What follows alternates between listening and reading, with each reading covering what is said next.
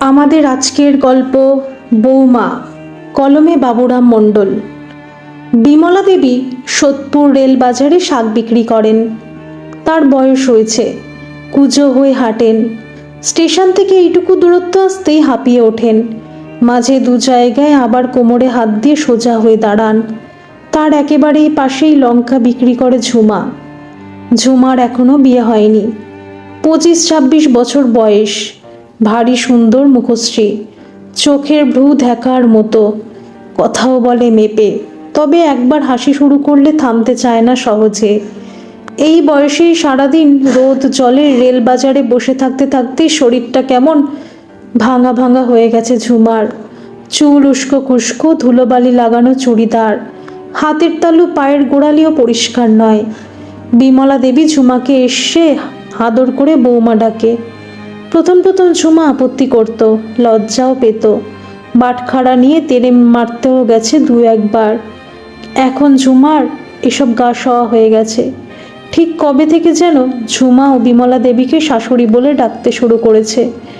এখন আর সে লজ্জা পায় না, মুখেও আটকায়ও না, বরং চোখ বুজে খিলখিলিয়ে হাসে। বৌমা ডাকটা উপভোগ করে। ফলে তারা এখন বাজারে শাশুড়ি বৌমা, গণশাশুড়ি গণ বৌমা, সকলের কাছেই শাশুড়ি বৌমা। অনেকেই চিনে গেছে তাদের। বাজারের মার্কা মারা জুটি। যেদিন ঝুমা আসে না সেদিন খরিদ্দাররা হেসে জিজ্ঞেস করে, কি গো দিদি, তোমার বৌমা কোথায়? বিমলা দেবী এ কথায় অমত পায়, হেসে উত্তর দেয়, আজ আসেনি বাবু, কাল আসবে। যখন দুপুরের দিকে খরিদ্দার থাকে না, তখন শাশুড়ি বৌমা রোদে বসে বসে গল্প করে। ভাঙতি না থাকলে 2-10 টাকা খুচরো করে নেয়, টিফিন ভাগ করে খায়, সুখ দুঃখের কথা বলে। আজ 3-4 দিন হলো বিমলা দেবী আসছেন না।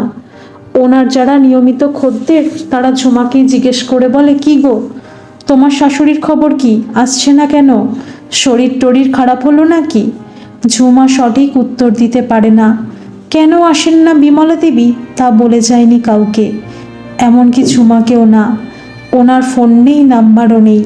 ফলে ঝুমা সঠিক জবাব দিতে পারে না। আরও 3 দিন পর ঝুমার মনটা যেন কুগাইতে লাগলো। এতদিন কামাই তো বুড়ি করে না, কি হলো নাকি না তো। আরও 2 দিন দেখে ঝুমা ঠিক করলো বিমলা দেবীর খোঁজ যাবে। কিন্তু তার বাড়ি কোথায় এটাই সে জানে না। তবে বঙ্কিমনগরের গল্প মাঝে মাঝে তিনি করতেন। ট্রেন থেকে নেমে পূর্ব দিকে 20-25 মিনিট হেঁটে যান, এটাও বলেছেন। আরও 2 দিন পর ঝুমা সকাল 9টা নাগাদ এসে নামল বঙ্কিমনগর স্টেশনে। লাইনের পূব দিক ধরে উত্তর দিকে রাস্তা দিয়ে মিনিট 10 হেঁটে গিয়ে দেখল আরেকটি রাস্তা বেঁকে মাঠে পানে পূর্ব দিকে গেছে। একজন লোক নির্জন রাস্তার মোড়ে দাঁড়িয়ে আখের রস নিয়ে দাঁড়িয়ে। আখ পেশাই মেশিনটি অনেক পুরনো, জং ধরে গেছে। ঝুমা বিমলা দেবীর বর্ণনা দিয়ে লোকটির কাছে গিয়ে জানতে চাইল তিনি চেনেন কিনা। লোকটি হেসে জানালো চেনেন। আরও মিনিট 15 পূর্ব দিকে হেঁটে একটি আশ্রম দেখতে পেল ঝুমা। তার ঠিক উল্টো দিকেই একটি ভাঙাচোরা মাটির বাড়ি। ঘরের একেবারে মাথার উপর দিয়ে 66,000 ভোল্টের ইলেকট্রিকের লাইন গেছে। চারিদিক ঝোপঝাড়ে ঢাকা। 2-3টে ছাগল বাঁধা বাড়ির সামনে মান্দার গাছে। উঠোনে কিছু লোকের জটলা দেখে সেই দিকেই গেল ঝুমা। দূর থেকে একটি লোককে হেঁকে জিজ্ঞেস করলো, এখানে বিমলা দেবীর বাড়ি কোনটি বলতে পারবেন? লোকটি হাতের ইশারায় ঝুমাকে কাছে ডাকলো। ঝুমা কাছে গেলে লোকটি বিস্মিত হয়ে বলল, এটাই ওনার বাড়ি, আপনি এনাকে চেনেন? ঝুমা লোকটির প্রশ্নের ধরনে চমকে উঠল।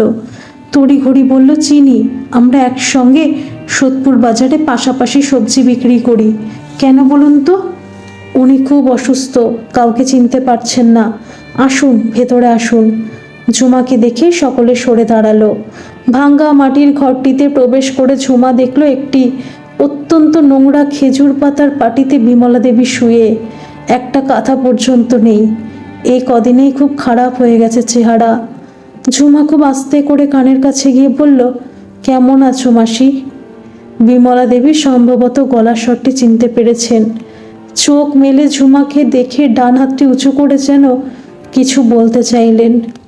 ঝুমা বৃদ্ধার হাতটি নিজের হাতে নিয়ে বলল, কোনো ভয় নেই, দেখো আমি এসে গেছি, তোমার বৌমা। বিমলা দেবীর চোখ দিয়ে টপ টপ করে জল পড়ছিল। মুছিয়ে দিয়ে ঝুমা আবার বলল, কোনো ভয় নেই, আমি তো আছি। এক ভদ্রলোক ঝুমার পাশেই দাঁড়িয়েছিল এতক্ষণ। তাদের কথা শুনে বিস্মিত হয়ে ঝুমাকে হাতের ইশারায় ডেকে বাইরে এনে চোখ উল্টে বলল, ওনার তো কোনো ছেলে মেয়ে নই, তুমি বৌমা হলে কি করে? ঝুমা বিরক্ত হয়ে তাড়াতাড়ি বলল, জানি ওনার কেউ নেই, ছেলে নেই, মেয়ে নেই, আত্মীয় স্বজন কেউ নেই। এমনকি উনি আপনার মতো ছেলেও নন, আমার মতো মেয়েও নয়। উনি একজন মানুষ, সম্পর্কে আমি ওনার বৌমা। আর কিছু বলার আছে? বলেই ঝুমা দৌড়ে ঢুকে গেল আবার ভাঙা ঘরটিতে। গিয়ে দেখলো বিমলা দেবীর চোখ দিয়ে তখনও টপ টপ করে জল ঝরছে। ঝুমা বিমলা দেবীর মাথা তুলে নিজের বুকের কাছে এনে কানের কাছে এসে বলল, সবাই বলছে তোমার নাকি কেউ নেই। কে বলল কেউ নেই? এই তো আমি আছি। বিমলা দেবীর অশক্ত মাথা ধীরে ধীরে এলিয়ে পড়ল ঝুমার কাঁধে। তারপর বড় করে একটা দীর্ঘশ্বাস ছাড়লেন, যেন চিরশান্তির, চির ঘুমের। ধন্যবাদ সকল বন্ধুরা। এই গল্পটি যদি আপনাদের ভালো লেগে থাকে তাহলে অবশ্যই একটা লাইক করে দেবেন। আর এই চ্যানেলে নতুন হয়ে থাকলে চ্যানেলটিকে সাবস্ক্রাইব করে আমার পাশে থাকবেন। আর পাশে থাকা বেল আইকনটিকে প্রেস করে দেবেন, যাতে সমস্ত গল্পের নোটিফিকেশনগুলি সবার প্রথমে আপনাদের কাছে পৌঁছে যায়।